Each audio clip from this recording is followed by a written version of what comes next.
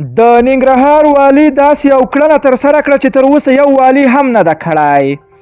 راځئ دا ټول مطالب په همدې ویډیو کې راسره تر پای وګورئ تر څو له حقیقتونو خبر شئ. په سلامونو مو هرکلی کوم دوستانو، خدای دې وکړي چې جوړ او روغ اوسئ. تورخم کې جوړ شوی کمپ ته د مرستو راټولول کیږي. نن پنجشنبه د اپریل میاشتې په 2مه نیټه د ننګرهار والي په تورخم ښارګوټي کې له پاکستان نه د راستنېدونکو کډوالو لپاره جوړ شوی کمپ ته مرستې راټولې کړې.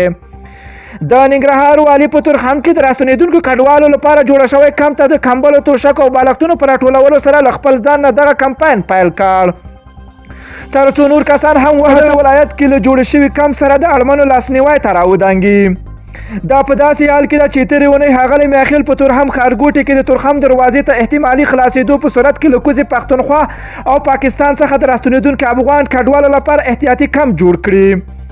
دغه کمپ چې شاوخوا 10,000 کسان پکې ځای پر ځای کېدلی شي، اوس ورته د کرونا فنډ په نوم صندوق پرانیستل شوی، چې تېره اونۍ هم ښاغلی میاخیل له دغه صندوق سره خپله او د یو شمېر نورو کسانو مرسته شریکه کړه. د ننګرهار والي شاه محمود میاخیل نن د وري میاشتې په 14مه د یو کنفرانس پر مهال وویل چې د تورخم لوی لارې د احتمالي پرانیستو پر مهال په روغتیایي خدماتو او امنیتي برخه کې خپل تدابیر پیل کړي، تر څو د یادې لارې د راستنېدونکو ټول کسان د 14 ورځو څخه تر 21 ورځې پورې د کرونا وایرس د خپرېدو مخنیوي په موخه کرنټین کړي.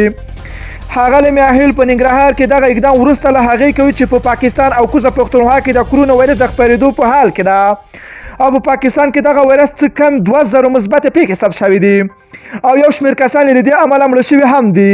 نوموړي زیاته کړه هغه کسان چې په کوزه پښتونخوا یا پاکستان کې له ډېرې مودې پاتې کېدو سهولتونه لري، هیله ده چې له راتګ څخه ډډه وکړي تر څو د کرونا وایرس د خپرېدو خطر کم شي. خو هیوادوالو ته یې ډاډ ورکړه چې د هرات پیښې د تکرارېدو مخنیوي په موخه په جدي ډول راستنېدونکي کسان کرنټین کیږي. دا په داسې حال کې ده چې په لومړي ځل کرونا هرات ته راغلی او له هغه ځایه د کابل په ګډون یو شمېر نورو ولایتونو ته هم د دغه وایرس لمن وغځېده. تر دې مهاله په ټول هیواد کې هرات د کرونا د ډېرو مثبتو پیښو شاهد ده چې له 1 ډېر کسان یې پرې اخته دي.